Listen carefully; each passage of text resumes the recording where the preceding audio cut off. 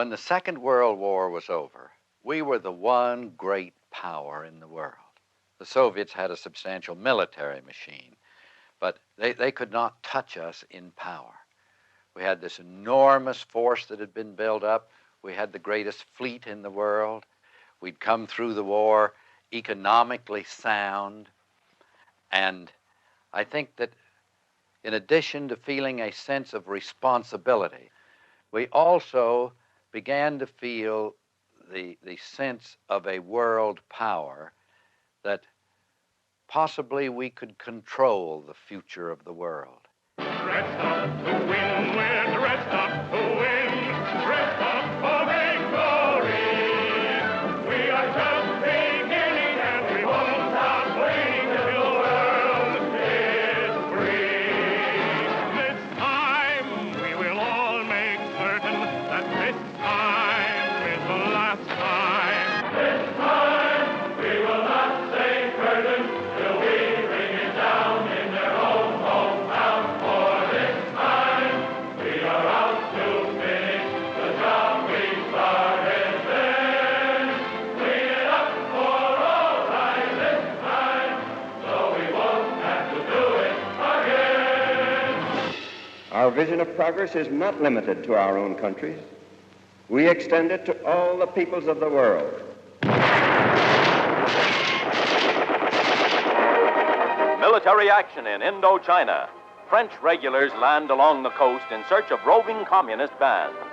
For France, it represents a tremendous sacrifice of manpower and financial resources. Without American help, the burden would be too great.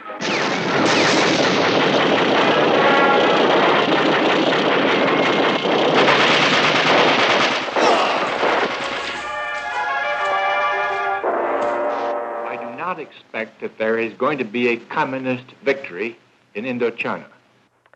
Nous étions au Quai d'Orsay et Foster Dulles se rendait à Genève où j'allais le rejoindre 2 jours après. Et il me prit à part dans l'embrasure d'une fenêtre du salon du Quai d'Orsay et il me dit « Et si nous vous donnions 2 bombes atomiques ?» Je suis le seul témoin, nous étions 2. I affirm, the Senator, Secretary Dulles offered me 2 atomic bombs. 2, neither 1, neither 3, 2. If Indochina goes, several things happen right away. The Kra Peninsula, the last little bit of end hanging on down there, would be scarcely defensible. The tin and the tungsten that we so greatly value from that area would cease coming. We don't see the end of the tunnel, but I must say I don't think it's darker than it was a year ago, in some ways lighter. Yes. So we must be ready to fight in Vietnam, but the ultimate victory will depend upon the hearts and the minds of the people who actually live out there. Throughout the war in Vietnam, the United States has exercised a degree of restraint unprecedented in the annals of war.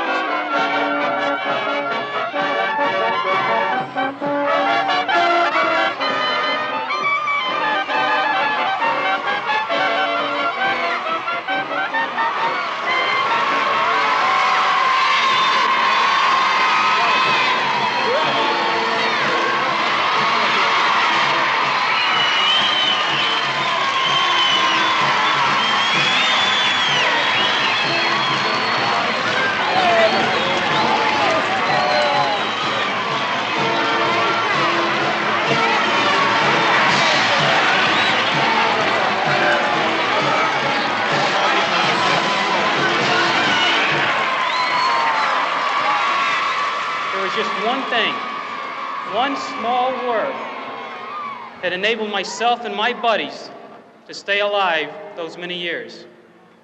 That one thing was faith. Faith in my family, my God, and my country. I remembered high school. I remembered playing sports there. And I can remember my coach saying, when the going gets tough, the tough get going, because winners never quit, and quitters never win. Why did I go to Vietnam? I will have to go back to 1965 when I was 22 years old. At that time, communism was once again trying to muscle its way into a free country. I know of no communist analysis or non-communist analysis that would assert that there's a majority of the people in that country that want to be communist. Why do they need us, then? Because they were subjected to military attack from outside.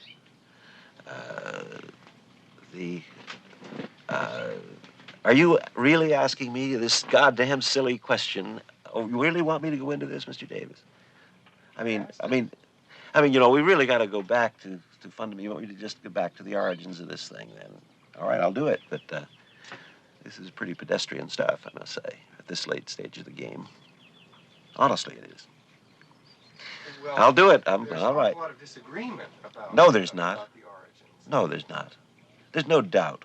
All right. Well, now I'll answer your question. You can throw away that tape. But I didn't really expect to have to go back to this kind of sophomoric stuff. But I'll do it. The problem began in its present phase after the Sputnik, the launching of Sputnik in 1957, October. This opened a phase of not well coordinated, but universally optimistic and hopeful communist enterprise in many parts of the world. Renewed hostile actions against United States ships on the high seas in the Gulf of Tonkin have today required me to order the military forces of the United States to take action in reply. We always hesitate in public to use the dirty word lies, but a lie is a lie. I mean, it's a misrepresentation of fact. And it's supposed to be a criminal act if it's done under oath. Mr. Johnson didn't say it under oath. He just said it. We don't usually have the president under oath. There are those who ask why this responsibility should be ours. The answer, I think, is simple. There's no one else who can do the job. If necessary, I am ready to go back. We all must be ready. You must have the political, economic, and philosophical courage to send me, or do whatever you think is necessary. I must be ready to go. If I did well, it is only because Lyndon did well in bringing me up and making me into a man. If I served the military well, it is only because the military trained me to be a good officer.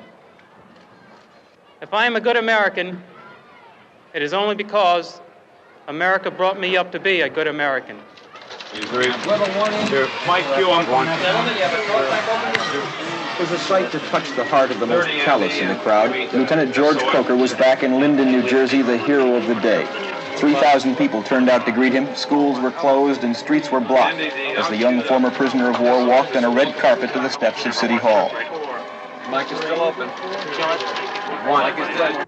Oh, I'm from Duncan, Oklahoma, which is about 90 miles south of here. And I lived around several places, Missouri and Chicago, Detroit, Germany. By the time I got out of high school, I was very conservative. We have, in Duncan High School, the high school had bought a, a John Birch package on communism. So we studied communism via the John Birch Society, and with the big red map with the flowing out of the disease and so forth, and learned how Karl Marx was a very cruel man and used to make his family suffer and so forth. So when I got out of high school, I thought basically that Teddy Roosevelt's what this country needed, and FDR had kind of sold us down the drain to the commies. The communist conspiracy is a deliberate and predictable plan of action to subvert the world.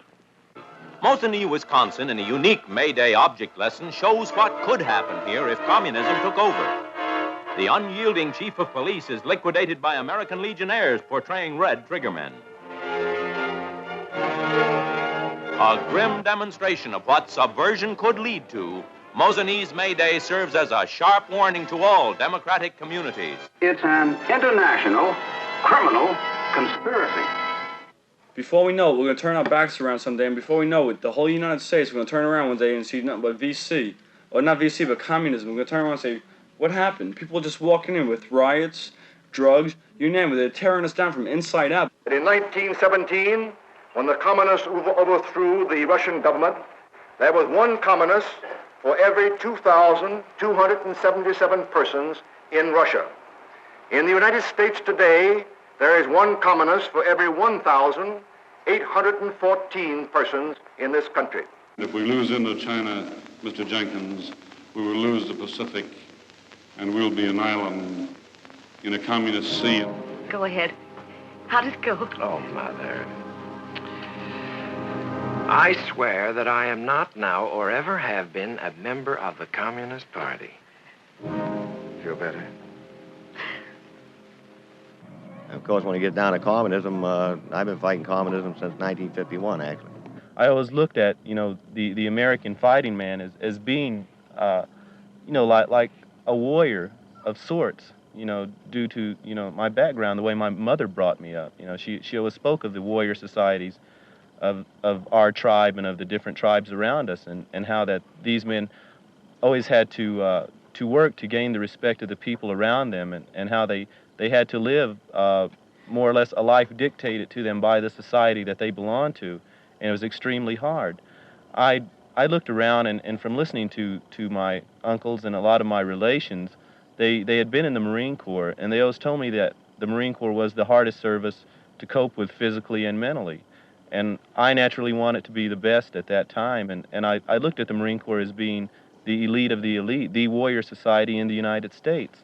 Now, it might sound cliche-ish to say that my country may always be right, but right or wrong, my country. But that's how I felt back in '67. And during my senior year, I said, I've got an obligation to serve. I've got to fulfill it. There's no reason physically why I would be exempted. And therefore, I'm going to enlist.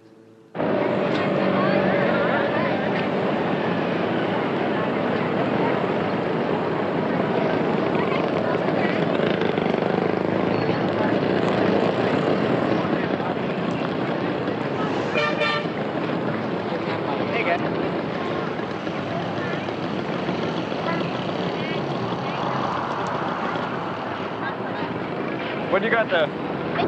Picture. How much picture? 3,000?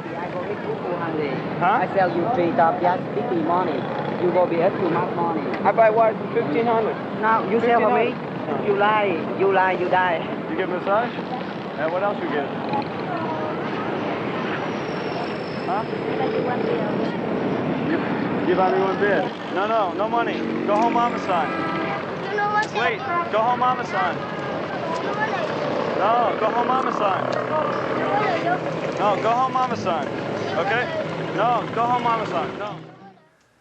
We thought of ourselves, I think, as trying to defeat communists, accepting a view of the Walt Rostow kind of view of covert aggression of some kind, the kind of view that enabled you to think of the conflict in really World War II terms.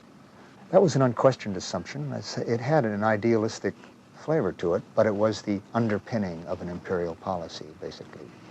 I shared the assumption very easily and felt it as an idealistic one, really. We were doing something for them. I recall that I was in the New York area at the time, and I stopped by to see General MacArthur, who I had known for several years.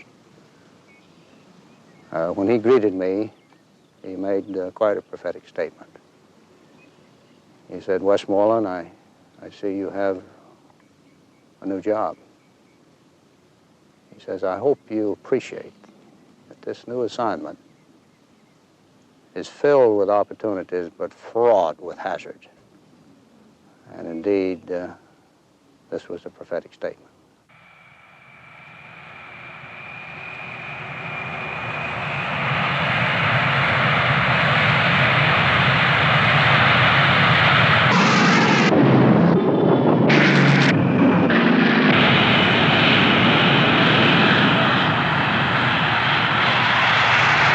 Be described much like a singer doing an aria, you know, that's totally into what he's doing, you know, totally feeling it. He knows the aria, and he's experiencing the aria, and he knows his limits, and he knows whether he's doing it and doing it well. Flying an aircraft can be a great deal like that. What's a race driver feel like? When does a guy want to drive an Indianapolis 500 and go charging around there? I guess perhaps the risk of dying, being killed, is part of it that makes it thrilling. I can tell when the aircraft feels just right. I can tell when it's about to stall. I can tell when I can't pull another fraction of a pound, or the airplane will stall, flip out, and spin on me. I would follow a little pathway on something like a TV screen in front of me that would direct me right, left, or center. Follow the steering, keep the steering symbol centered. I'd see a little attack light when we stepped into attack. I could pull the commit switch on my stick, and the computer took over. Computer figured out the ballistics, the airspeed, the slant range, and dropped the bombs when we got to the appropriate point, in whichever kind of attack we'd selected, whether it be flying straight and level or tossing our bombs out. So it was very much of a technical expertise thing. I was a good pilot. You know, I had a lot of pride in my ability to fly.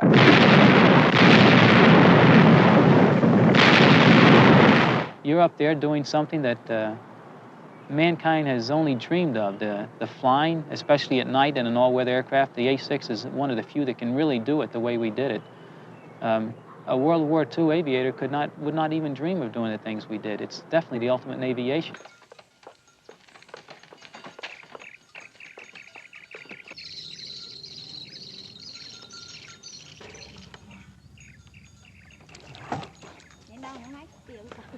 Almost everybody has blown off firecrackers. The thrill you get when you see something explode as a child, or even as an adult almost. You put something in a can and watch the can blow up or blow up in the air.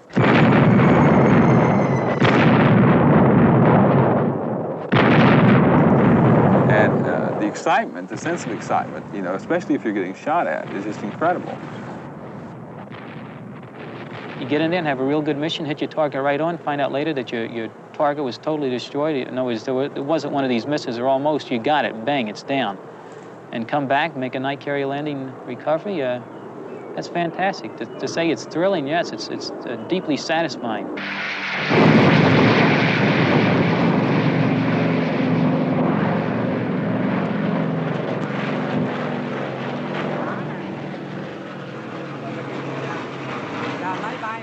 The planes again. Are they American or Vietnamese? I don't know whose they are. Just airplanes. What was this here? I used to raise pigs here, right in there. Where was the kitchen?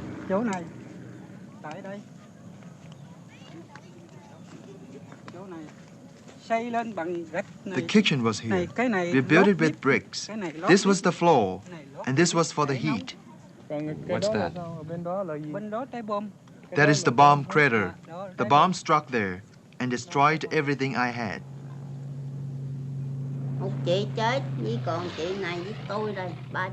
An older sister died, and I have another older sister left. Yes, there were just the three of us, but then one died, and I'm supposed to live in a house over there. But now it's just a heap of rubble. How old was your sister? 78. What did she die of? Bombs. Bombs were dropped here the other day, and they killed her.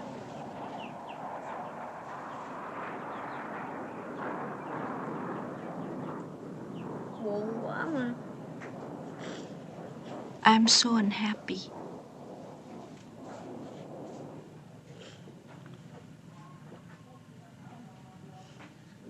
My sister died and I've got no home left. I've moved in with my sister here. I've been wounded. Can't do anything for a living now. I'm old and weak. I've got nothing to sell, nothing to do.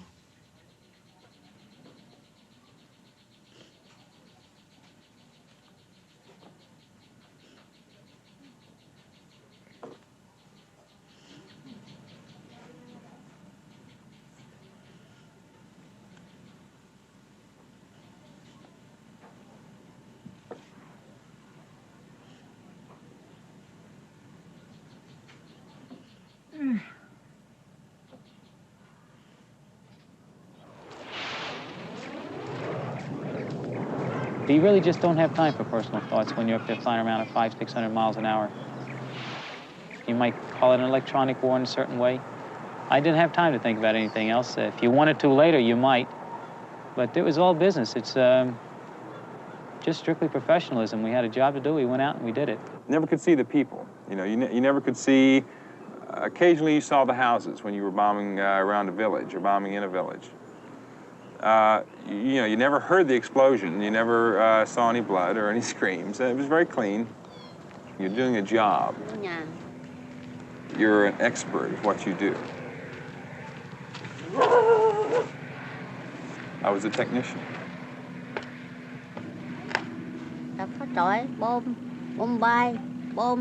Everything just collapsed under the bombs. Everything just caved in.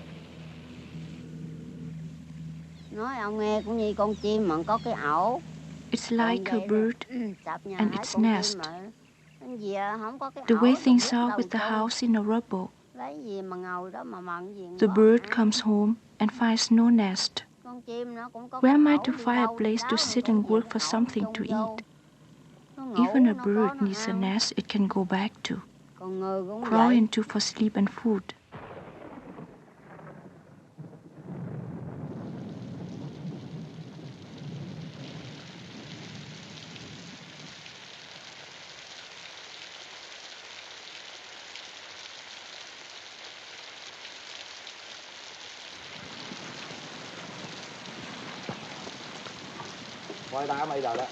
Look, they're focusing on us now.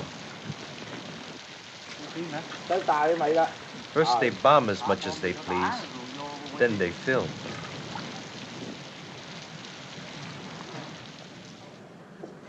Nous avons lutté contre les Chinois pendant 12 siècles. We fought against the Chinese for 12 centuries. We fought against the French for 100 years. And finally, when the war was lost by the French in 1954 at the Battle of Dien Bien Phu, the Vietnamese were liberated from foreign oppression.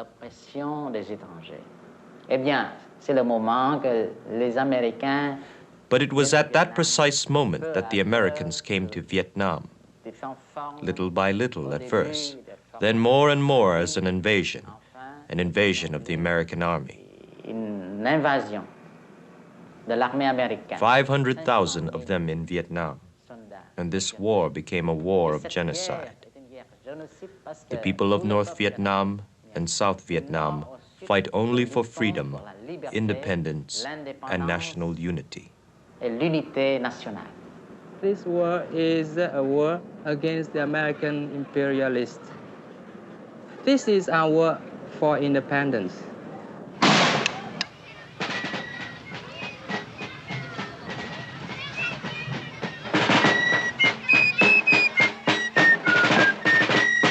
What we are trying to put across here this afternoon is to get you to realize that these weren't mythical, hazy people from the past. These were very real people.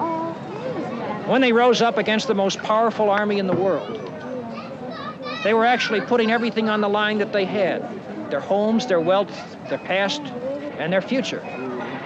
We hold these truths to be self-evident, that all men are created equal, that they are endowed by their Creator with certain unalienable rights, that among these are life, liberty, and the pursuit of happiness. And when you judge the revolution and the problems and the success we had, it was a two-way street. A good many of the citizens at the time of the revolution actually stayed and fought with the British. It was close to being a civil war in many areas. You actually split many families. Thomas Jefferson said the tree of revolution is, or the tree of liberty is, what, watered by the blood of revolution every generation. I think that's a little exaggerated, but there's some truth to that. The war had come to Westchester County, but so too had independence and a new responsibility. Well, men are getting killed, men are killing. That's the parallel. As far as politics, are you kidding? Oriental politics? Don't put me on, man. And his weapon yet? We're still looking for it, over. You got a weapon? No, sir. He had one, man. This guy's got ammo. I'd like to medevac this guy. If we get him patched up, we might get some information from him, over. The people who are living in the jungle under the bombs, without pay, without their families, are doing so because they're fighting for independence, because they're fighting, in this case, for unification, and they're fighting for revolution.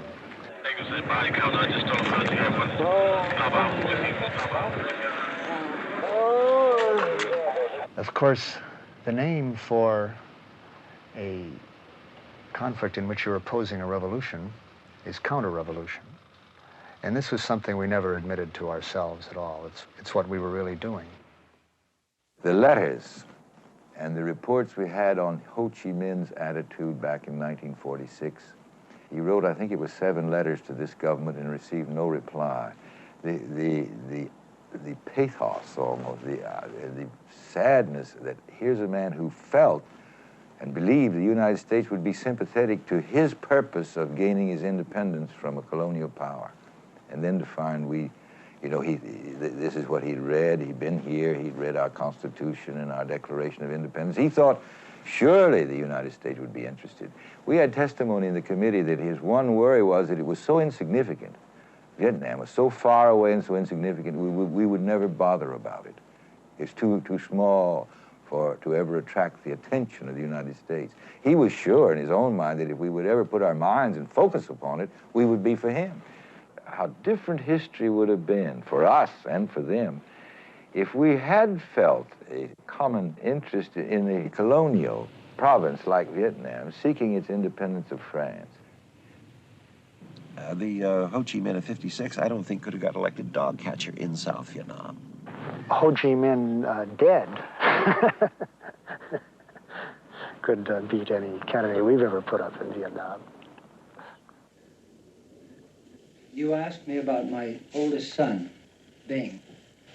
He was a graduate of Harvard, 1965, and he was not a soldier at heart. But he realized, I'm sure there's no question, he realized that he was part of a big job that had to be done, and he was going to do it the way he did everything, full out. And he went out on this mission, Meade River, and it was a big assault mission bringing elements to this area just south of Da Nang along the railroad line, and they encountered heavy, sustained automatic weapons fire, and the helicopter ahead of him, I believe, was shot down, and then he went in, and his helicopter was,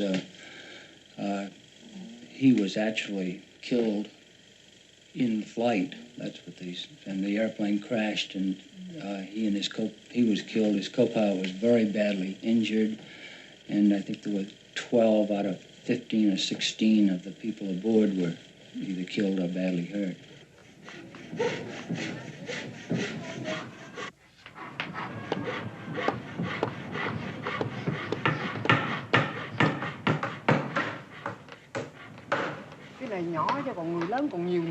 Many bombs, many coffins. These are for children. 800 or 900 a week. I have lost 7 children myself. Many have died here. Though it's nothing like in the countryside. Many more have died there. In the countryside, there are no coffins. There's no money to buy them. How did all the children die? Poison. Poison, you know.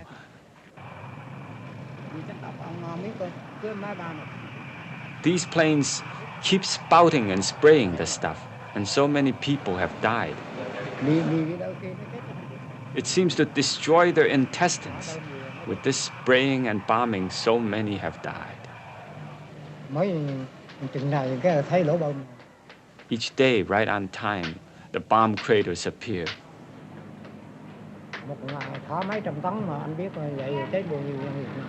Hundreds of tons are dropped each day.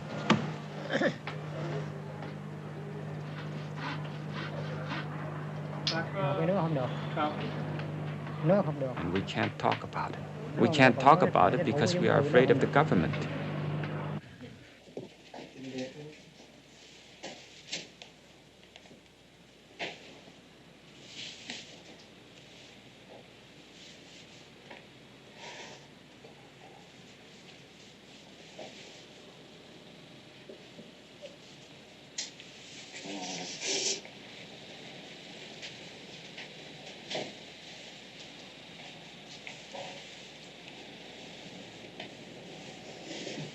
Look nice.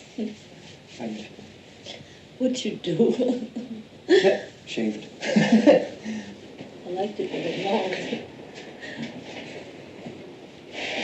So what you been doing?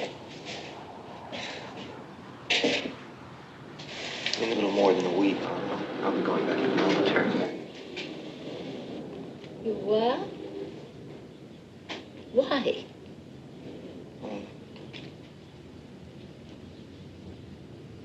After what they've done to you? Well, it's a choice between that or Canada again, or staying underground, which is, as you know, Have you been in contact with them? No, but I've got a lot of support. You'll get the same deal Mike's getting. Well, it's going to be a different type thing. See, I'm going back publicly. We're having ad hoc congressional hearings. Yeah. It's really been building up over the past couple of months now. And what it is... You're not going to be able to be there? Of course you're going to be there. I'm going to try to get Ronnie there, too. Because you know what I feel about the Army? All these people holding their heads high because they lost a son in Vietnam or something. I don't think that's much to be proud of. They've lost more than they'll ever gain for the rest of their life. I wanted them. And I remember I was sitting like at the base of the hill, and I was on one of the tanks, and I had an M16, I had stacks of magazines, and there were two guys, you know, that were going through like some grass, and bam, I dinged in on one of them, and I nailed him, you know, and the Aussie with me confirmed, you know, that I dinged him. And I felt good, and I wanted more. And it wasn't that I wanted more for politics or anything like that, no, you know. I couldn't have cared if they were whatever. I just wanted them because they were the opposition, they were the enemy. Stinking little savages. Wipe them out, I say. Wipe them out. Wipe them off the face of the earth. Will we ever understand these Eastern races? Hit me, Poon, soon.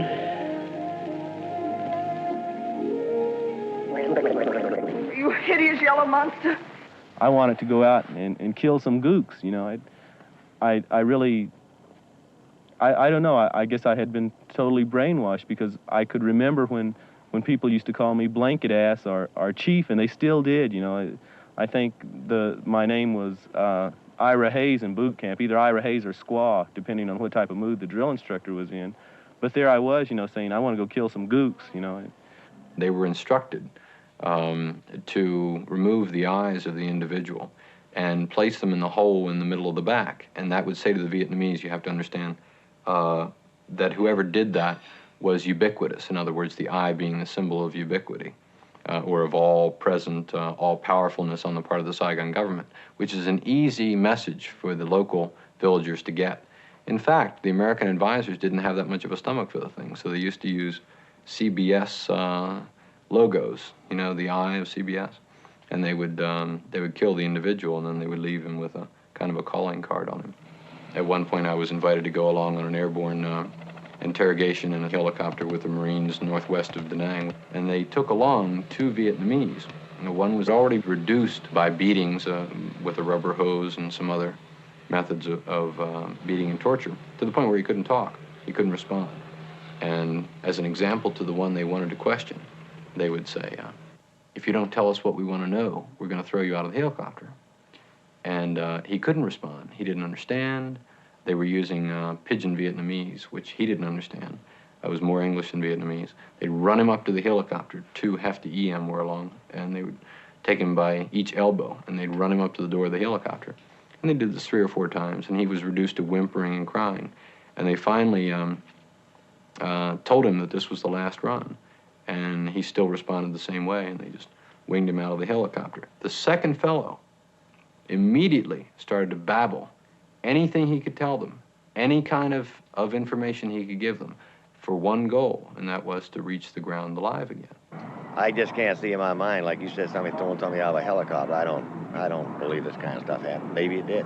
I don't know. I never saw it, put it that way. I've seen GIs get mad and rather than shoot one of these dinks, just punch him right out, yeah, with his hands. Americans say the Vietnamese are just land-eye savages. The Vietnamese have 5,000 years of history. We fight against the invaders. It is not we who are the savages.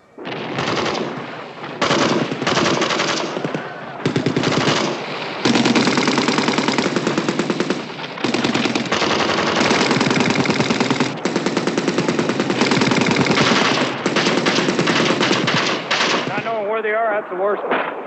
Riding around and running the sewers and the gutters anywhere. Be anywhere. Just hope you can stay alive from day to day. Everybody just wants to go back home and go to school. That's about it. You lost any friends?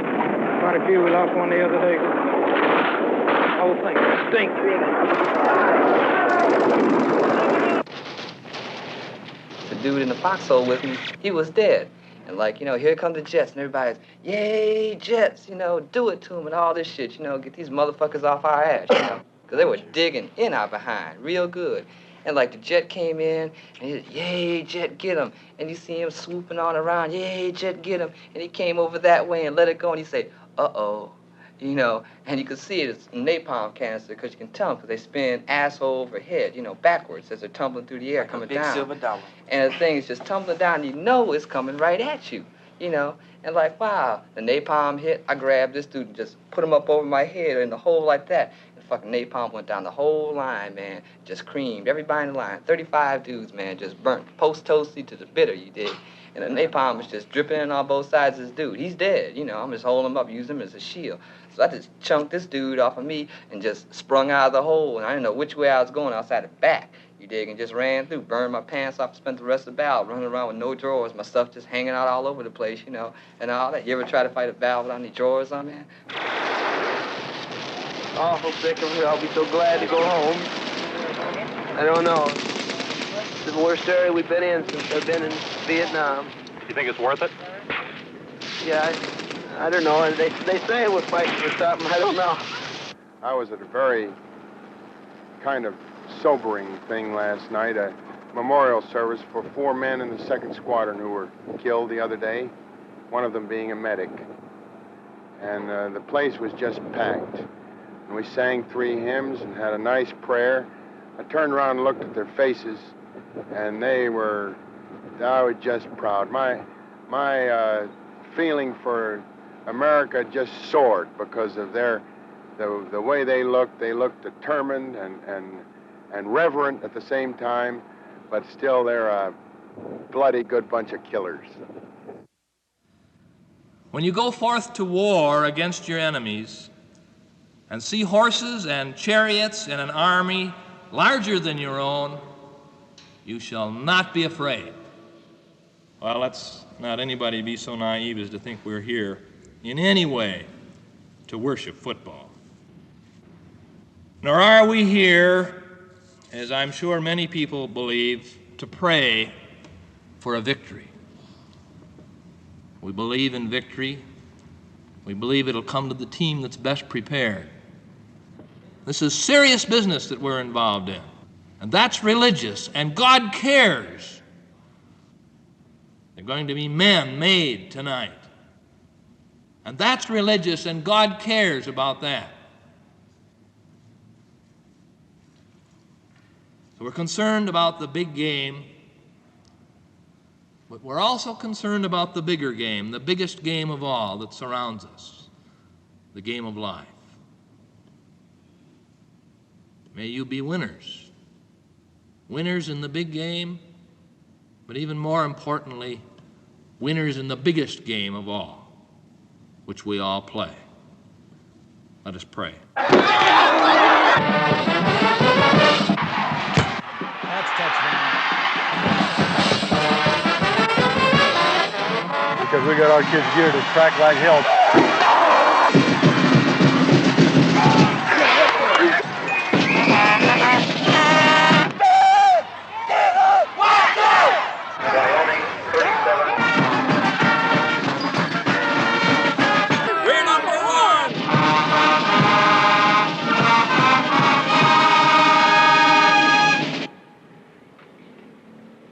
They're number one, no matter what happens.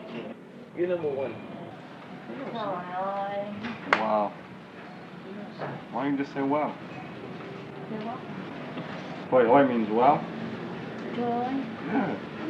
Like, toy oi means like, wow, you know?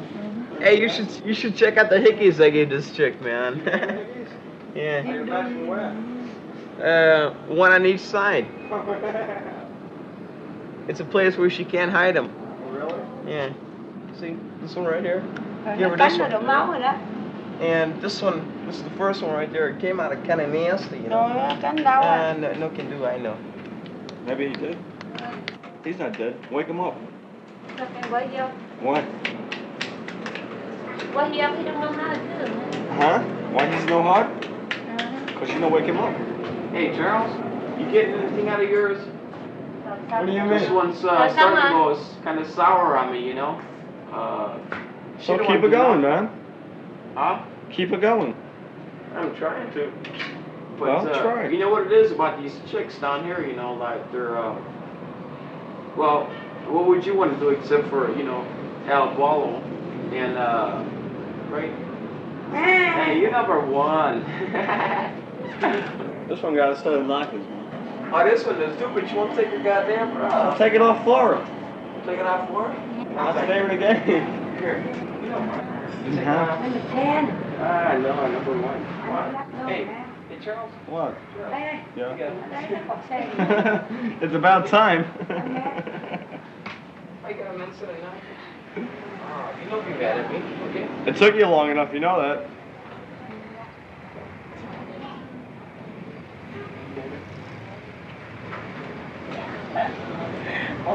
Oh yeah. Check it out, baby. Check it out later, man. Check it out later.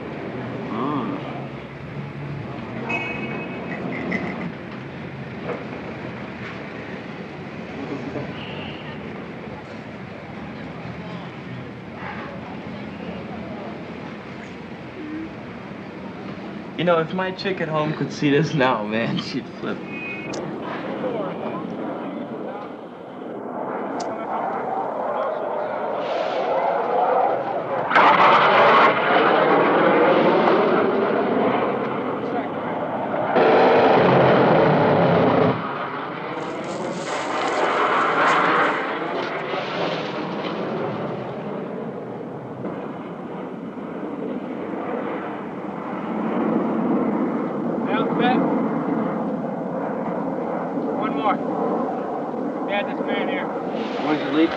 He goes back to the other side where it blew it.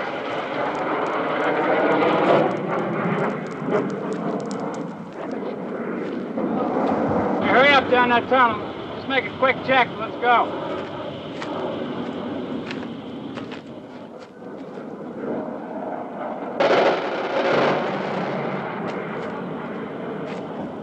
Well, hurry it up. Check it out quickly.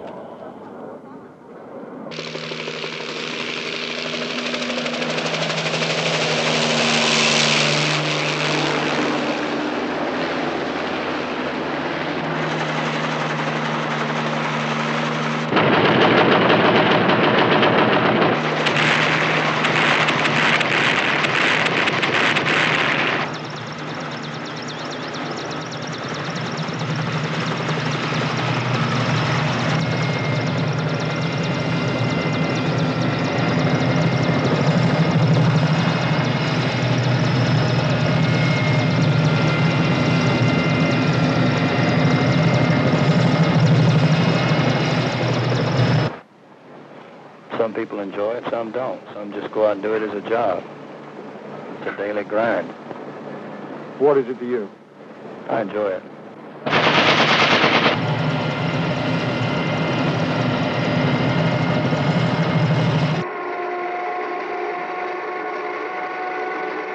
Now, I know that he will have a very important message for each one of us. So I want you all to listen very attentively to what he has to say to you. Lieutenant Copeland. Well, if you ever have to go to a war, and unfortunately someday you probably will have to fight a war, you'll find out that life becomes very simple, because the only thing you're concerned about is living and dying. Everything else is unimportant, because suddenly your life is at stake. And that's what it's like to be when you become a prisoner, particularly if it's a prisoner of war. Because the thing that got us through were the things that we learned before we were 10 years old. I'd like to open up the questions now.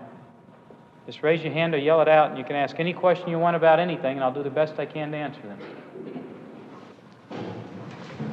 How did you feel when the Vietnam War was over? How did I feel when the war was over? I felt real good, real good. It was a long war and a very difficult war to understand. But the reason we went there was to win this war. I volunteered to go. I would go again if I had to. And we wanted to win. That was our number one ambition. That was what we really wanted, was to win this war. It took us a long time. So when it's finally over, when we knew that we had won, we felt great. We really felt great. What did Vietnam look like? What did Vietnam look like? Well, if it wasn't for the people, it was very pretty. The people over there are very backward and very primitive, and they just make a mess out of everything. What do you feel about the people that went and burned their draft cards and went into Canada? We don't agree with them. I think these people were legally wrong. I think sometimes they were cowards. If they wanted to leave and go to Canada, that's okay. But they can't come back, though. In other words, they have disagreed. They say, we don't like your country, we don't like your people. They're saying that to you and me. You know, I don't like you, so I'm leaving. Well, fine, that's okay.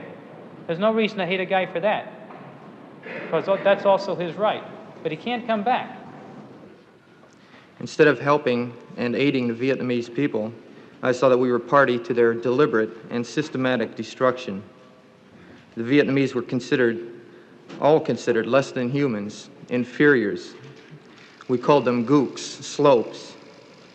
Their lives weren't worth anything to us because we've been taught to believe that they were all fanatical and that they were all VC or VC sympathizers, even the children. Many of us, however, began to understand through our personal experiences in Vietnam the depth of the lies and deceptions practiced upon us and the American people by our country's leaders.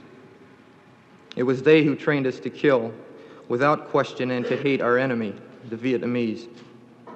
They concocted such phrases as kill ratios, search and destroy, free fire zones, secure areas, and so on to mask the reality of their combat policy in Vietnam. I make no apology for this act of resistance. I could do nothing else at the time. But underground life has become intolerable to me. So I'm here today to draw attention to the true facts concerning my case and the cases of tens of thousands just like me. We are not criminals to be hunted and imprisoned. Over 500,000 of us have deserted the military since 1965. Most of us have already returned to the military to be punished with jail and bad discharges that will be carried around for the rest of our lives. And it is a supreme irony to be prosecuted by the very same men who planned and executed a genocidal war in Indochina. Now, inside this hearing room, Eddie Souders has surrendered himself. Urged on, he says, by a hand-to-mouth underground existence, which still nags at many of his fellow deserters who continue to look over their shoulders. Paul Udall, NBC News, Washington. How was your sound? One more time. Let me respectfully tell the American people that this is their dirtiest and longest war. The Vietnamese fight only in self-defense. Ultimately, the Americans will see the light. If not, they will defeat themselves. You know, Vietnam reminded me of a child, the developing of a child.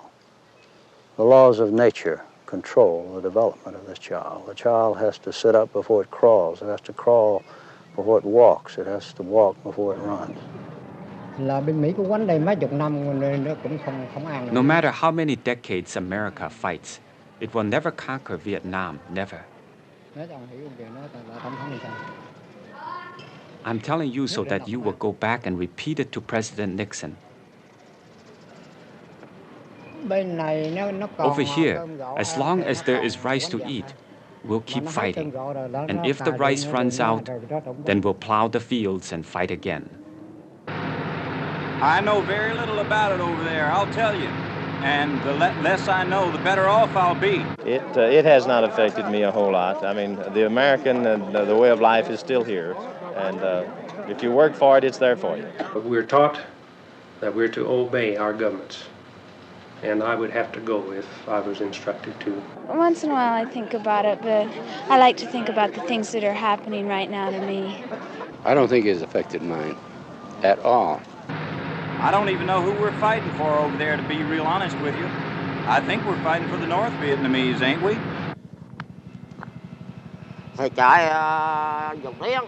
I fled from Dao Tien to go live in Sui Dua. Then I was allowed to go back. I went back and stayed in Ben Chua. While I was in Ben Chua, trouble broke out again. So I was taken up to Ko Tak. I was picked up again and sent to Ben Chua to be lumped together with the others. My house burned down while I was away. Once more, I got sent to Ko Tak. I fled 5, 6, at least 7 times already. The lives of my countrymen are worth no more than that of a fly. You take it and swat it dead. Just like that.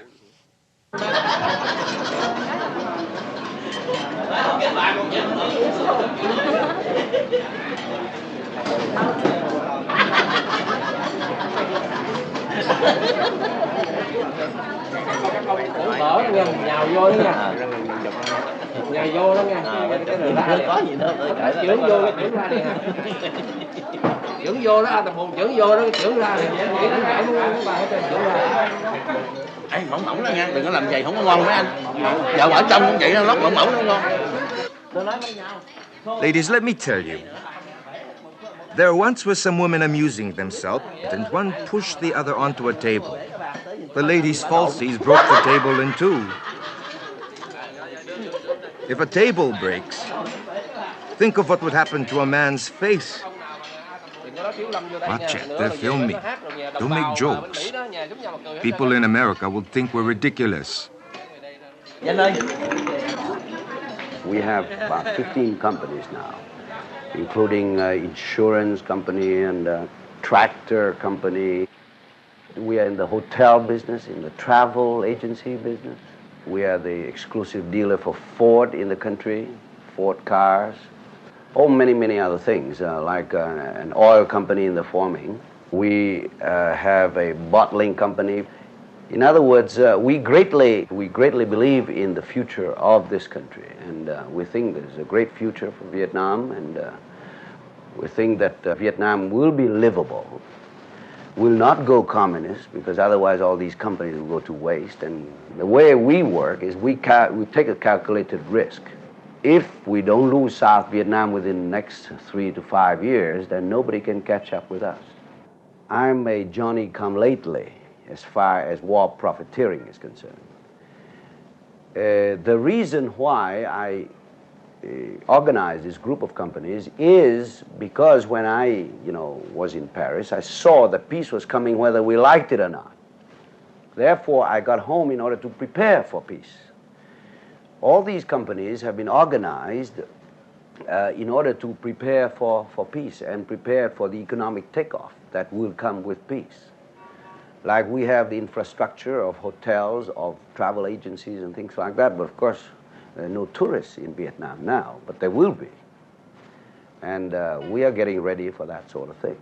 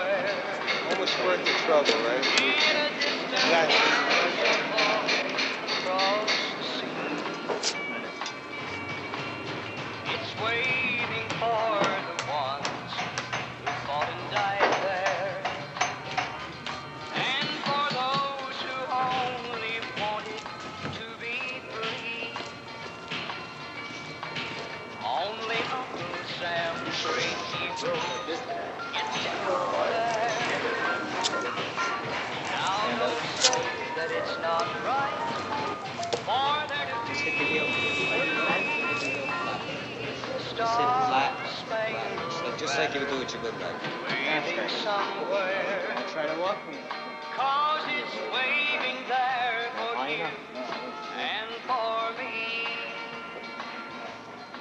Well, there really isn't that much. We're just walking, and we were walking on a patrol, and we ran into an ambush. About 6, 7 guys really got hurt. We ran into a battalion ambush, they said it was. And it was supposed to be one of the ambushes of Ted's season, one of the biggest. And we called in two or three medevacs, and they got hit. So finally, the last one came in, got us out. And from that, I never saw any of the other guys that I was with, except for 1 or 2, and that was about it. Most of the guys that we keep in touch with are the guys in the hospital. They usually have a reunion once a year. That's about it. There's really not that much to talk about. And here we are, for one thing that we said, and I don't give a shit now. I don't care about the football game now. I don't care about anything now. The one thing that we wanted to show these bastards was masculine pride, didn't we? Is that we come down and show them a great masculine effort? And what the piss you doing? What are you doing? Just go, guys! God damn it, Tommy! Don't let them beat us! Don't let them beat us! Don't let them! Show masculine pride! Let's go!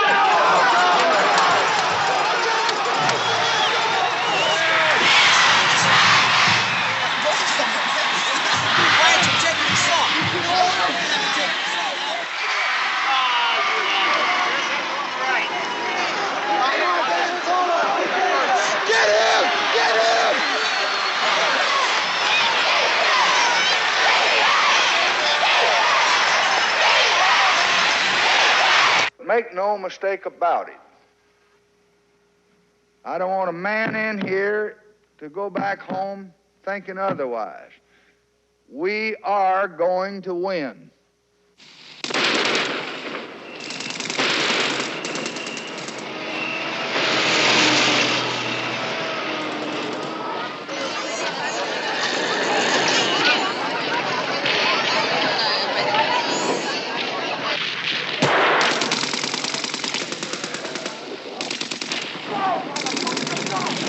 Since the Lunar New Year, the Viet Cong and North Vietnamese have proved they are capable of bold and impressive military moves that Americans here never dreamed could be achieved.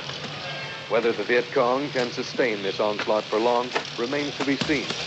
But whatever turn this war now takes, the capture of the U.S. Embassy in Saigon for 7 hours will be a story to rally and inspire the Viet Cong. Don North, ABC News, at the U.S. Embassy in Saigon.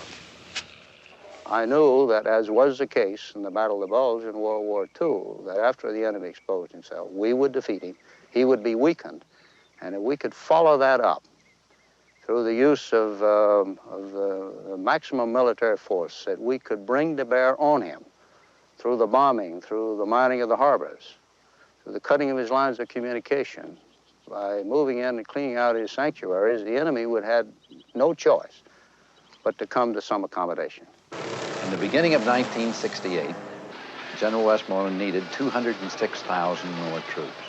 We met hour after hour after hour in the Pentagon, and I started in and asked the Joint Chiefs of Staff, how long do you think that we'll still be in the war?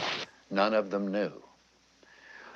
Do you think that the 206,000 men will be enough? Nobody knew. Well, might we have to send more men? Well, possibly. Well, in 6 months, we don't know. A year, 18 months? I couldn't get answers to these questions. By the end of that 4-day interrogation, I was getting down by the end of it into very serious questions like, do any of you men, as you look at it objectively, do you find any diminution in the will of the enemy to fight? Well, they said, no, we guess we don't.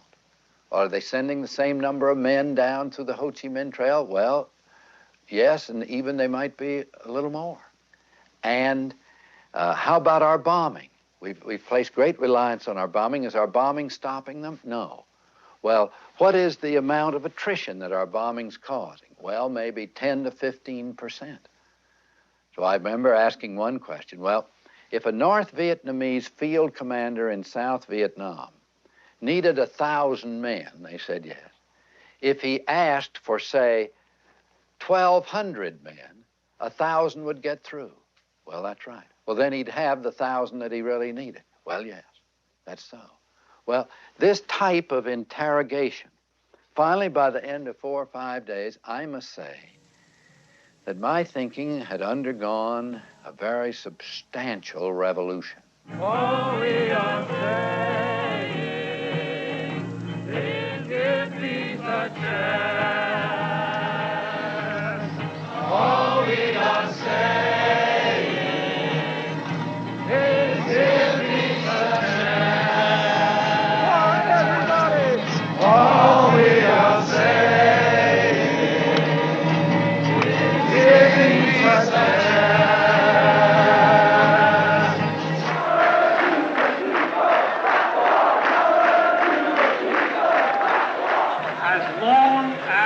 American president is commander-in-chief of the biggest war machine in human history, with bases on every continent. We are going to get into trouble. Our enemy is the growing militarization of American life. Our enemy is American imperialism, and there is an awakening. The enemy was on the ropes after the Tet Offensive was over. And it's like two boxers in the ring. One boxer has the other one on the ropes, but the man who is about to be the victor has his second throw the towel in. Accordingly, I shall not seek, and I will not accept the nomination of my party for another term as your president. I don't think we helped them one bit. All I think we've done is destroyed their country, laid it waste.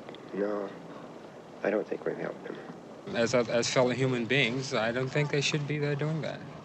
Certainly a mature person can say they made a mistake. Why can't a government? You know, you let us all go off to war and said, yay, team, you know, fighting Vietnam and all this kind of shit in 1965 through 1968. Now 1968 comes along and boo, team, come on home and all this shit, you know, and don't say nothing about it because we don't want to hear about it because, you know, it's upsetting around dinner time, you know. Well, goddamn, it upset me, you know, for a whole goddamn year. It upset a lot of people to the point where they're fucking dead, you know, and all this shit. Now, you don't want to hear about it. I'll tell you about it every day. Make you sit down and puke on your dinner, you dig?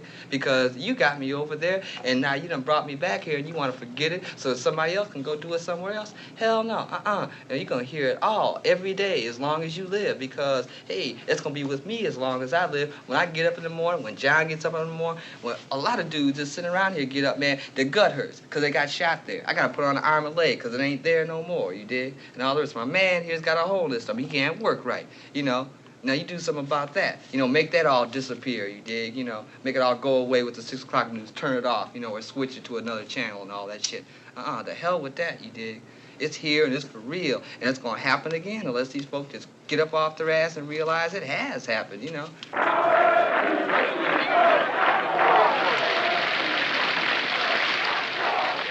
The country is ready to pass a reasoned judgment on this war. The people have judged, I think, that it's unwise and immoral and not in the national interest of this country, and that therefore it must be brought to an end. For 20 years, first the French and then the United States have been predicting victory in Vietnam. In 1961 and in 1962, as well as 1966 and 1967, we have been told that the tide is turning. There is a light at the end of the tunnel. We can soon bring our troops home. Victory is near. The enemy is tiring. Once in 1962, I participated in such a prediction myself. But for 20 years, we have been wrong. The history of conflict among nations does not record another such lengthy and consistent chronicle of error as we have shown in Vietnam. I had just given the policy line, stayed up all night with Adam Walensky and Peter Edelman, helping on a speech for Robert Kennedy, which proved to be his last speech given in San Francisco here at Businessmen's Luncheon on Vietnam. I went up with some corrections last thing in the morning and shook hands with him in his bathrobe as he stood there, and then he came down from the Ambassador Hotel and got into a car. We were struck with how easy it was to get onto that floor and to approach him at that point. At the conference on Lessons of Vietnam, of course, in the morning, I learned that Robert Kennedy had died.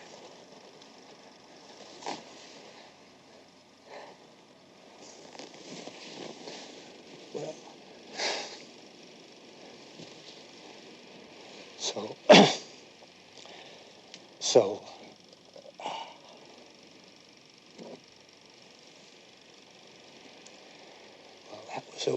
that was a way for a lot of people to feel powerless.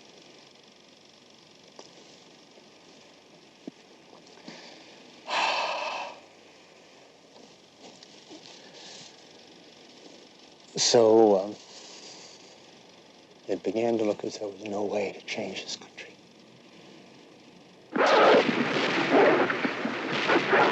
Go ahead. Right here. Here, go right here.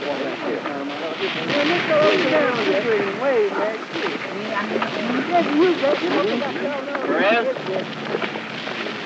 Give it the bite. Bite? You want to make You want to knock down? Yeah. Hey, they're getting blown in the road. Go.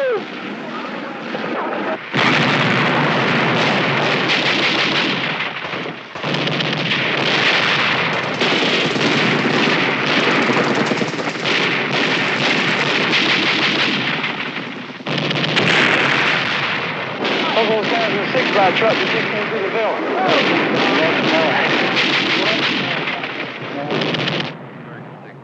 We'd been going down this road for so many years, and I had felt so strongly before that this was the right policy, that it was difficult for me to change.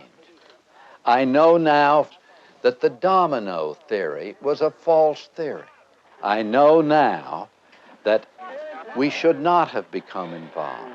As far as I'm concerned today, I have no hesitancy whatsoever in saying I could not have been more wrong in my attitude toward Vietnam.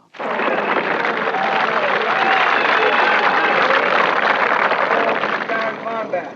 Vietnamese cross the gallantry with Silver Star. Gallantry ground combat. 4 air medals. And I was there, Rivers.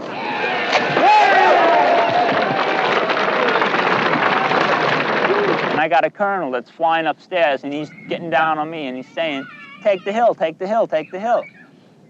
So I got together with the tank commander, and I said, look, let's take 3 tanks, and we'll walk the Yarvin up the hill, you know, and we'll lay down a base of fire as we're going. He said, okay. Got with the Yarvin and said, let's fly. So I popped up behind the lead tank and started to go up the hill, and everything was cool until we started taking fire. And the Yarvin started to split, and that's when I got it. I said, oh my God, I'm hit. I couldn't believe it. You know, I can't believe it. I'm really hit. And my first thought was Kay, my girl, you know. It's going to sound stupid, but my thought was she'll kill me, you know. Here I was dying, and I was worried that she was going to kill me, you know. But then I realized that I didn't have to worry because I was dying.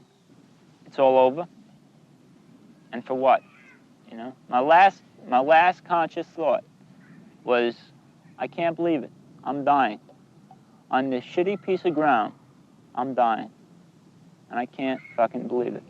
Bobby was a surfer, he was a wrestler, he was a long-distance runner, we danced, he was active. Our whole life was active. And now they're telling me that he's paralyzed. He couldn't believe it, and I couldn't believe it. Right now, Bobby's not a boyfriend, he's not a husband, he's not a brother. It's very hard.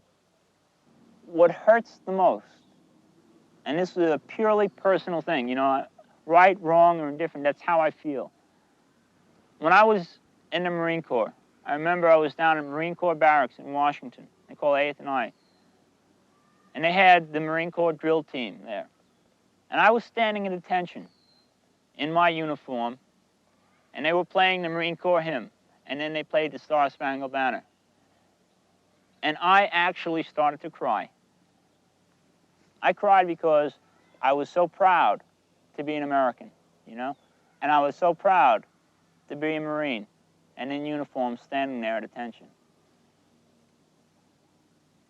That represented so much to me in the way of life, and that's gone, you know? And that hurt. That hurts. That's what I'm bitter about. Truman lied from 1950 on the nature and purposes of the French involvement, the colonial reconquest of Vietnam that we were financing and encouraging. Eisenhower lied about the reasons for and the nature of our involvement with Diem, and the fact that he was in power essentially because of American support and American money and for no other reason. Kennedy lied about the type of involvement we were doing there, our own combat involvement, and about the recommendations that were being made to him for greater involvement. President Kennedy lied about the degree of our participation in the overthrow of Diem. Johnson, of course, lied and lied and lied about our provocations against the North Vietnamese prior to and after the Tonkin Gulf incidents, about the plans for bombing North Vietnam, and the nature of the buildup of American troops in Vietnam. Nixon, as we now know, misled and lied to the American public for the first months of his office in terms of our bombing of Cambodia and of Laos, ground operations in Laos. The reasons for our invasion of Cambodia and of Laos, and the prospects for the mining of Haiphong that finally came about in 1972, but was envisioned as early as 1969. The American public was lied to month by month by each of these 5 administrations. As I say, it's a tribute to the American public that their leaders perceived that they had to be lied to.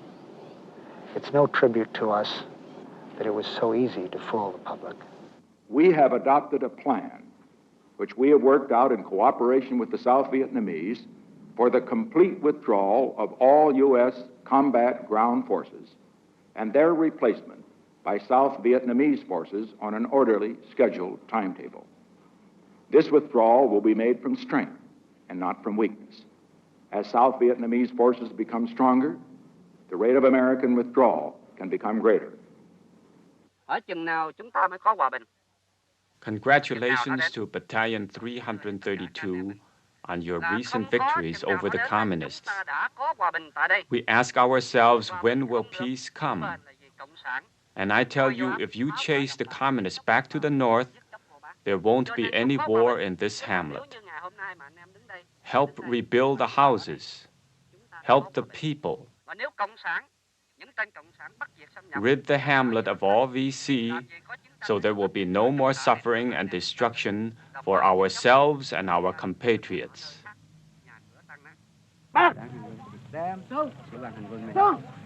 Oh, my friend. Good to see you again. You just come out, sir? Fine. Just got back, yeah. How you doing, Ben? Good afternoon, sir. Very good to see you. Fine. How you doing? See you again. Fine. Good to see you. Hi, all. How you doing? Fine. Just got back this afternoon, sir. Oh, yeah. Been very quiet. Glad to have you. No Except problems? last time in the... When the rockets went off to... Very nice. I read about it in Stars and Stripes. That's one of our success stories here, this battalion is. We had a real... We a lot just of trouble gave with it. 4 Bronze Stars and 5 ARCOMs with V device this week to the battalion commander and 3 of his officers and 5 soldiers. And we have 6 impact boards pending for last Saturday night's action, where we killed 6 VC and captured 9 weapons. He had been the recon company commander, the 263rd, and he'd done a real tremendous job as just as the recon company commander. And then they moved him over here, and in a 10-day period, or maybe a 2-week period, he completely reversed it. They had the battalion here under a very poor major commanding officer. And they had it to the point where the company commanders were throwing down their weapons and crying, or at least one of them did. And then 10 days later, they had a big contact with the VC, and in 3 days killed 42, lost none of their own. He does it with a fairly limited staff. Although some of his people, like that young major over there, Major Yuck, tremendous guy. Just heard his name over there. Ba người. Đây súng đầy liên với M16. Một người nữa.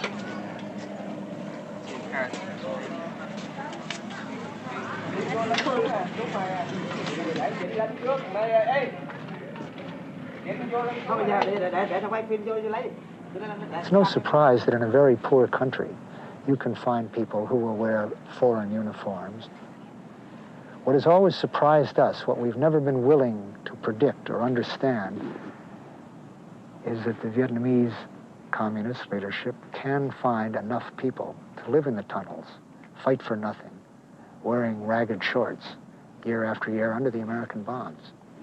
A war in which one side is entirely financed and equipped and supported by foreigners is not a civil war. The only foreigners in that country were the foreigners we financed in the first part of the war and the foreigners we were in the second half of the war. Basically, we didn't want to acknowledge the scale of our involvement there. We didn't want to realize that it was our war, because that would have been to say that every casualty on both sides was a casualty caused by our policy. The question used to be, might it be possible that we were on the wrong side in the Vietnamese War?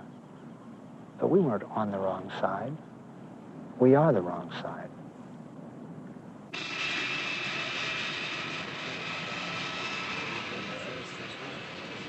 You have exemplified in your corner of the world patriotism of the highest order.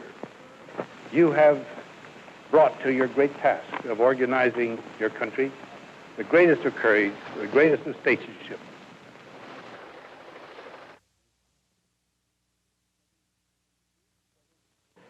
J'avais 2 possibilités.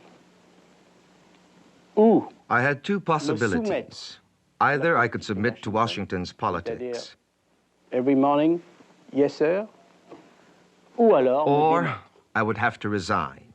Bien sûr, comme soldat, je me You can be sure that as a soldier, I only submit very rarely, très rarement, si pour dire que jamais. and in fact, never. I chose the second solution, that of resigning. On the Vietnamese side, I would say the most encouraging factor is the promise offered by General Khan's government par un service de sécurité à la présidence. Through the means of a security service in the president's office, we taped all communications with the outside, all telephone communications. And fortunately, among these taped telephone communications, I still have the tape from which we can hear precisely General Taylor stating precisely that he wants me, General Khan, to leave Vietnam. Can you let us hear it? Certainement, j'espère que ça marche. On va aller voir. Certainly, I hope it works.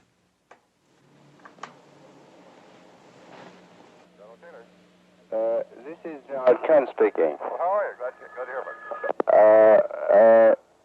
May I speak in French? Si vous parlez lentement, s'il vous plaît. L'entrevue que nous avons hier, Oui. vos désirs étaient à ce que je quitte le commandement du pays. Vous tenez toujours à vos désirs d'hier à ce que je quitte le pays, n'est-ce pas? Oui, c'est vrai. Entendu. Alors, je vous rappellerai cet après-midi. Merci bien. Au revoir. Thank you. Well, Mr. President and ladies and gentlemen, as our joint communique indicates, President Pugh and I have had very constructive talks with regard to how we shall work together in the years ahead, working for the program of peace, which we now hope will all be the wave of the future, not only for the Republic of Vietnam, but for all of the countries in Indochina.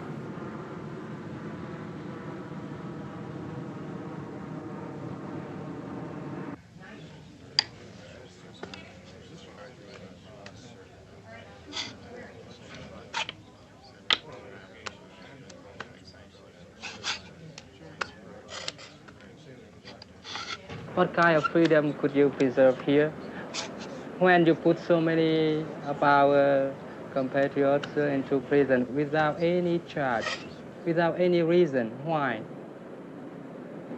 Just because that you want us to have freedom? What kind of freedom could you give us? We know that we only have freedom if we fight for it. But here, we fight for what? We fight for prisons? Les gens peuvent être arrêtés à n'importe quel moment. People can be arrested at any moment by any organization and then tortured in inhuman ways in all the prisons and above all in police stations. Emprisonnés des années, sans passer par un tribunal. And then imprisoned for years and years without trial. Their only crime is loving their country. They had the courage to tell the truth. They asked for the liberation of political prisoners. They asked for an end to the war. They asked for peace, for national reconciliation. And all that is considered a crime by the government of Thieu. Bị bắt hồi 1968 ở trong nhà thì công an lại bắt. I was arrested in 1968. I was at home when the security police came. They took me to headquarters for a few questions and kept me. Không thấy đường con mắt này nè, con mắt này còn thấy hơi hơi. Rồi do nó đánh đập với giam như vậy là kiệt sức. You can't imagine how badly I was beaten. Người ta quánh tôi mostly on the head. My eyes are bad now. After I was arrested, I was beaten so badly. Even now, I sometimes have headaches and nosebleeds and ear bleeds. In those days, all we were getting to eat was rotten fish, so we asked for some vegetables. But when we complained, we were beaten and chained, and lime powder was thrown on us, and they poured water on us, and we had nowhere to run.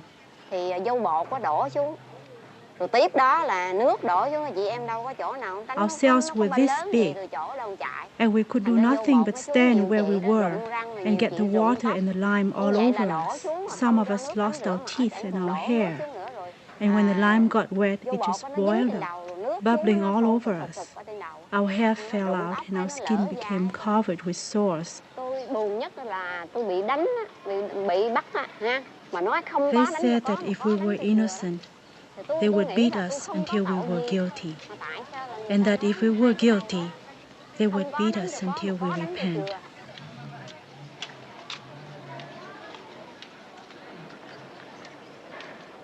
In a country where the people don't hold national sovereignty, in a country where the government has turned himself to be the enemy of the people, the prisoners are the patriots.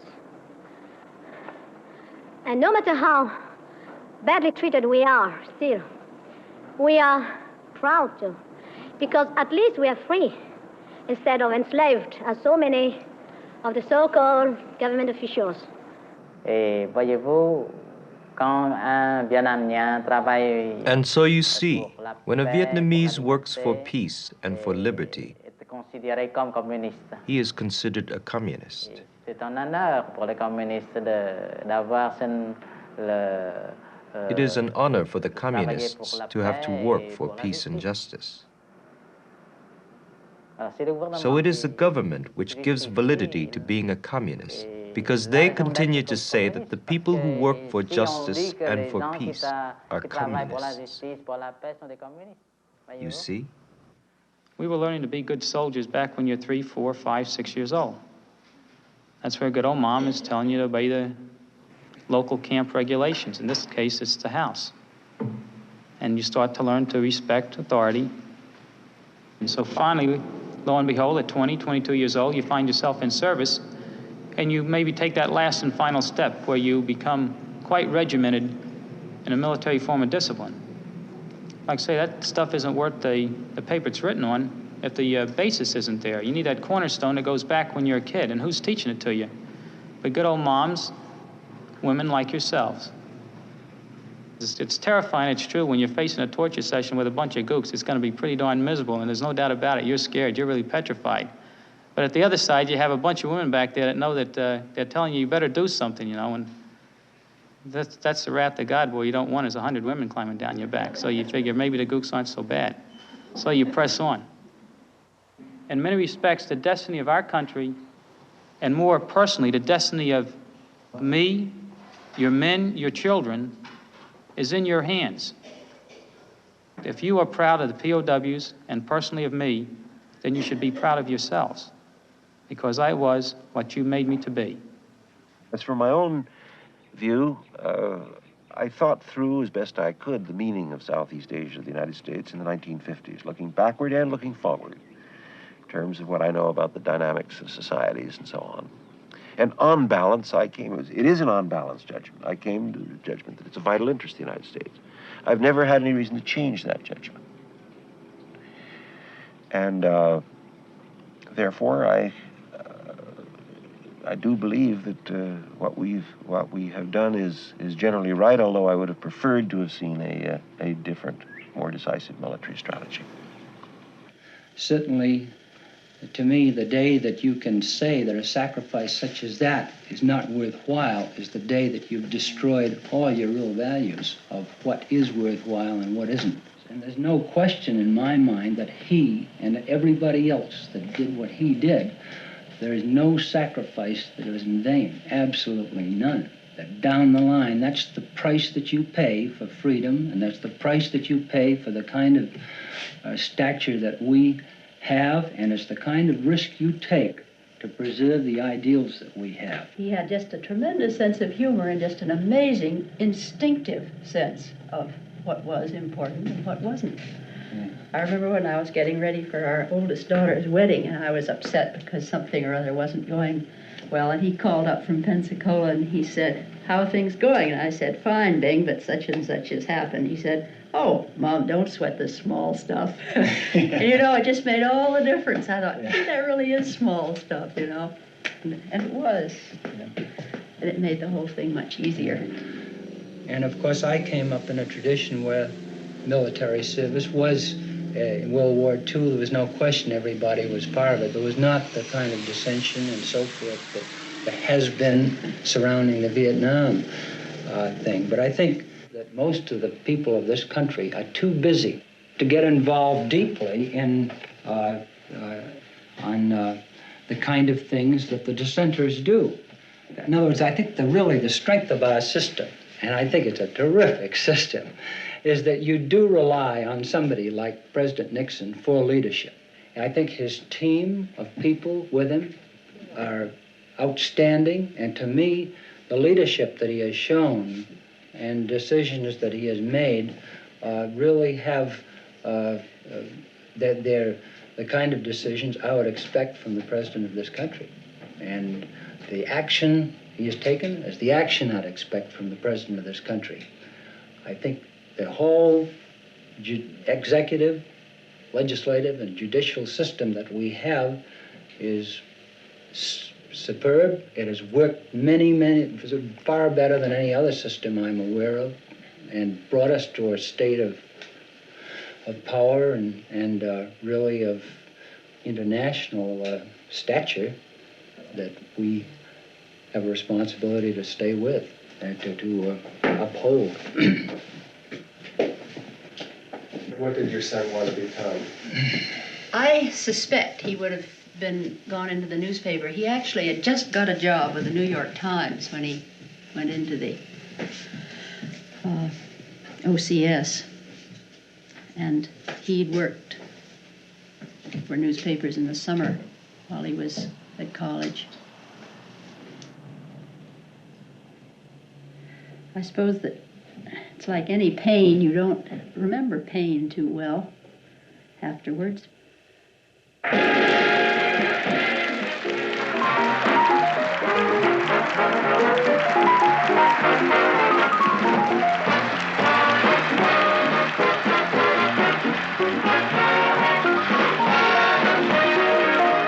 Thank you very much. Thank you very much, Mr. President. Dear people, I'm thrilled to be here with you guys. This is what I like, a captive audience.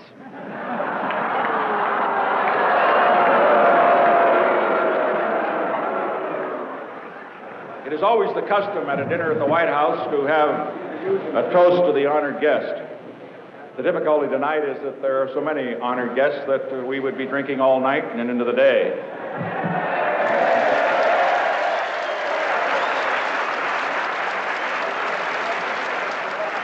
Somebody just said, what's wrong with that? The most difficult decision that I have made since being president was on December the 18th of last year.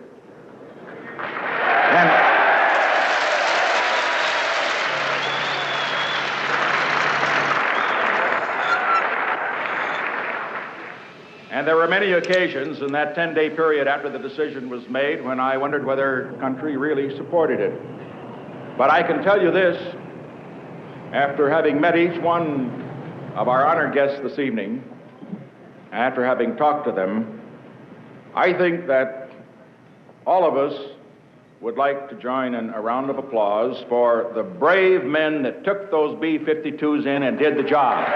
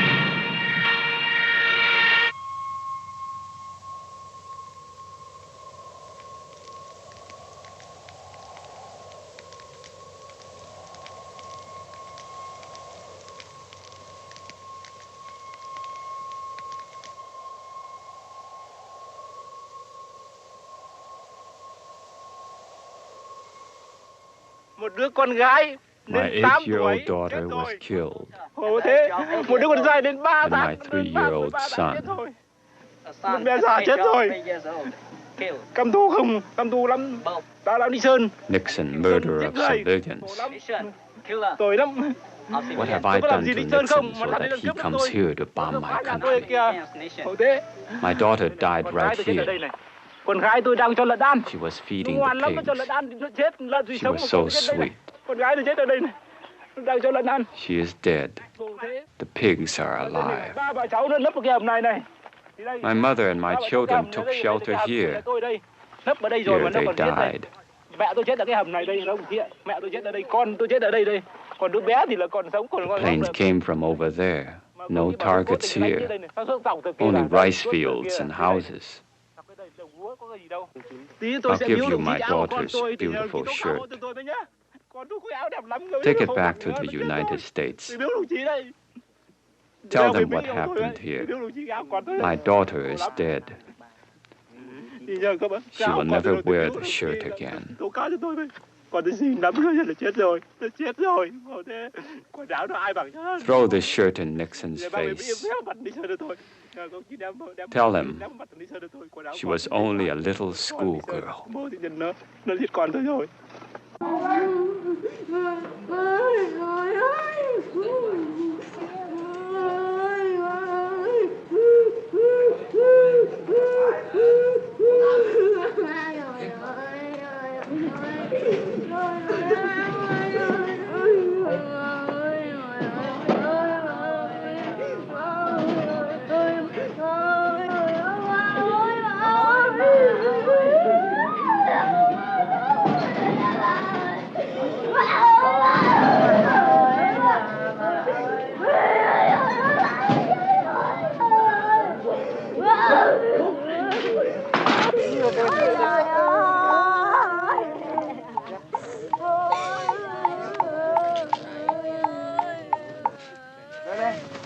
Anh gì sang đây để bỏ nón cầm tay được chưa? Hôm nay có cục bạch.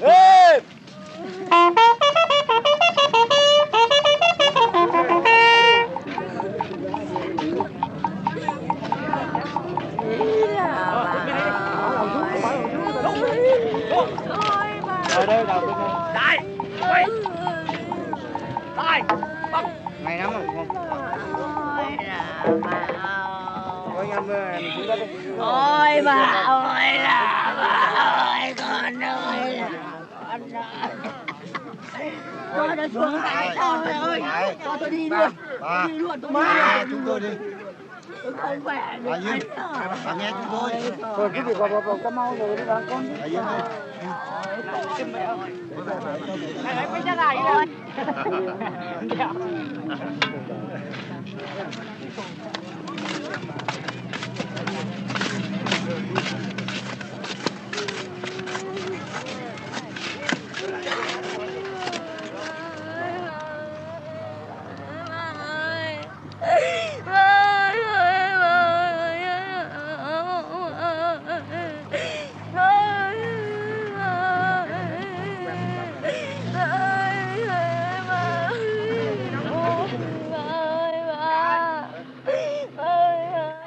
Well, the Oriental doesn't put the same high price on life as does the Westerner.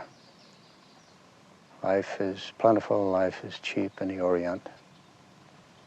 And as the philosophy of the Orient expresses it, life is not important.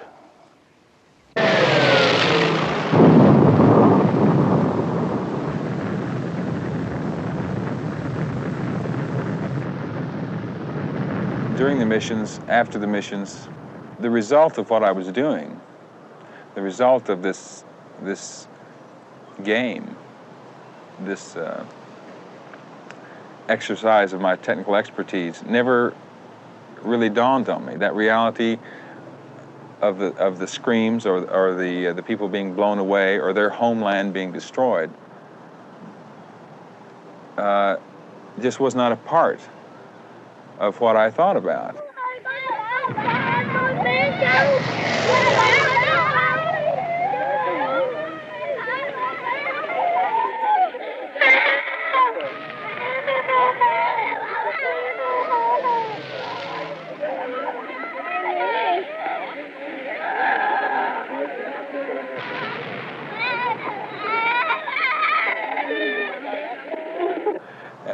we as Americans have never experienced that. We've never experienced any kind of devastation. When I was there, I never saw a child that got burned by napalm. I didn't drop napalm, but I dropped other things just as bad. I dropped CBUs, which can't destroy anything. It's meant for people. It's an anti-personnel weapon. We used to drop canister upon canister of these things with 200 tumbling little balls in there about this big around with something like 600 pellets in each ball that would blow out as soon as they hit the ground and shred people to pieces. They couldn't be gotten out in many cases. The people would suffer. They would live, but they would suffer, you know, and then often they would die afterwards. And this would cause people to have to take care of them, you know. But I look at my children now,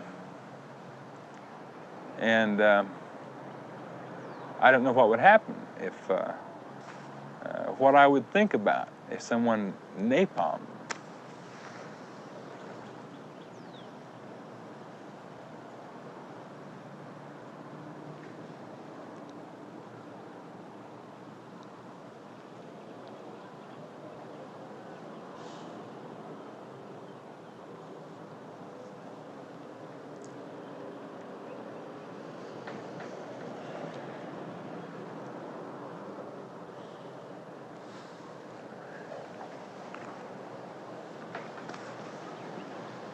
Do you think we've learned anything from all this?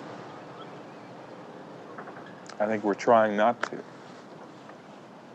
I think I'm trying not to sometimes. I can't even cry easily from my my manhood image. I think Americans have tried, we've all tried very hard to escape what we've learned in Vietnam, to not come to the logical conclusions of what's happened there. You know, the military does the same thing, you know. They don't realize that people fighting for their own freedom are not going to be stopped by just changing your tactics, you know, and adding a little more sophisticated technology over here, improving the tactics we used last time, not making quite the same mistakes. You know, I think history operates a little different than that, and I think that those kind of forces are not going to be stopped. I think Americans have worked extremely hard not to see the criminality that their officials and their policymakers have exhibited.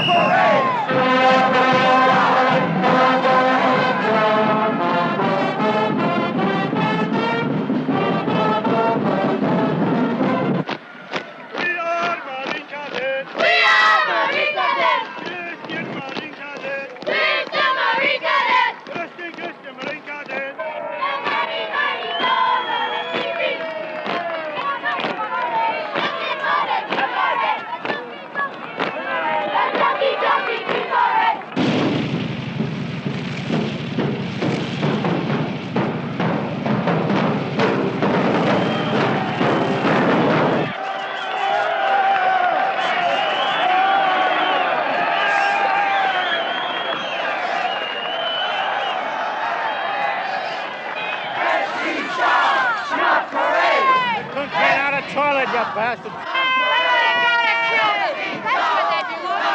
USA! All the way! Let's be John, not parade! Give you, motherfucker!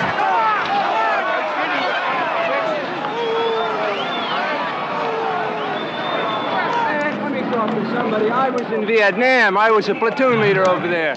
What is this? What the hell is this? We were the ones who got shot. You guys were over there, too, with your damn cameras.